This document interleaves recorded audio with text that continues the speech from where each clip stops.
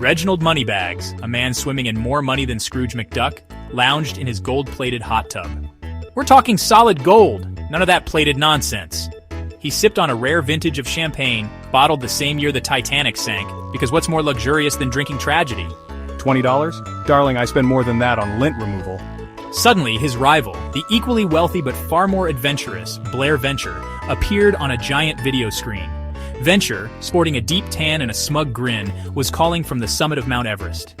He'd just conquered it, you see, with nothing but a toothpick and a roll of duct tape. $20? Darling, I spend more than that on lint removal. Reginald, old boy, Venture boomed. I bet you a cool million you couldn't survive a week living on a measly $20 a day. The challenge hung in the air, thicker than the cigar smoke Moneybags absent-mindedly puffed into the face of a nearby model. Moneybags, never one to back down from a challenge, especially when it involved proving his inherent superiority, scoffed. $20? Darling, I spend more than that on lint removal. And with that, the bet was on. The next morning, Reginald found himself in a greasy spoon diner, staring down at a plate of pancakes. He poked at them suspiciously. Are these gluten-free?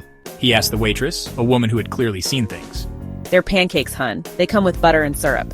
This was clearly not the breakfast of champions or billionaires that Reginald was accustomed to. He cautiously took a bite, his face contorting in confusion. Where's the caviar, the truffle oil, the edible gold flakes?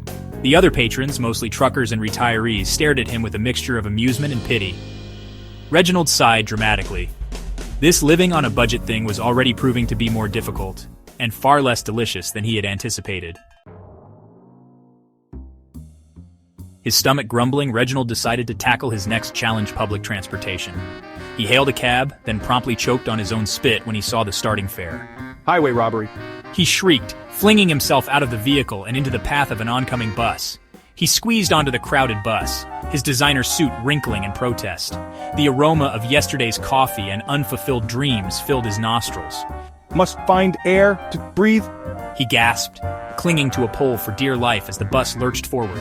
A baby cried, a teenager blasted obnoxious music through his headphones, and the man next to Reginald kept sneezing without covering his mouth.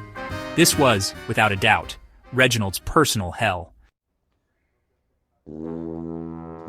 Next on Reginald's agenda of budget-friendly activities, thrift shopping. He stood outside a store called Second Chance Styles, his nose wrinkled in distaste. Second chance? I've never needed a second chance at anything in my life. He muttered before bravely venturing inside. He gingerly picked through a rack of clothes, his face a mask of horrified fascination. Polyester, is that a stain or just a design? And what in the world is a crop top? His questions were met with amused glances from the other shoppers, who were clearly veterans of this strange, discounted land. Reginald emerged from the store empty-handed, his faith in humanity and his fashion sense shaken to the core. As the sun began to set, it dawned on me that I was both hungry and incredibly bored. I'd already spent a small fortune on bus fare and a questionable hot dog from a street vendor. Ah, the glamorous life of a billionaire trying to live like the rest of us. Reginald Moneybags, ladies and gentlemen, reduced to dollar pizza and park benches. $500 for a musical about felines? This is highway robbery. Defeated, Reginald settled for a slice of dollar pizza and a seat on a park bench. He watched pigeons fight over a discarded bagel, wondering if he could train them to become his personal feathered chauffeurs. There's no chef's instructions, he whined, poking at the square block of noodles with a silver spoon. And where, pray tell, is one supposed to locate Wagyu beef broth at this hour? He finally managed to boil water, a feat he considered a personal victory, but the damage was done. Reginald Moneybags, the man who once ate beluga caviar for breakfast, had been broken by a 99-cent pack of ramen. The next morning, Blair Venture materialized on Reginald's giant TV screen, his grin as wide as the Grand Canyon. Well, Reggie, he chuckled, how is life on the other side? Reginald, lounging in his silk pajamas, sipping on a mimosa made with the tears of endangered orchids, just shrugged. It was an experience, he admitted. I now have a newfound appreciation for the finer things in life. Venture laughed. Did you learn anything about the value of a dollar, old boy? Reginald scoffed. Darling, the only value of a dollar is to be accumulated, preferably in large quantities, by yours truly.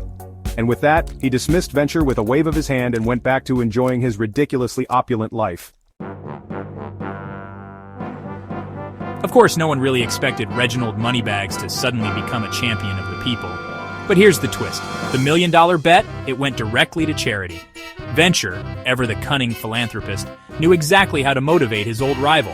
So, while Reginald may have failed spectacularly at experiencing life as a normal person, a whole lot of people and furry friends benefited from his hilarious misfortune.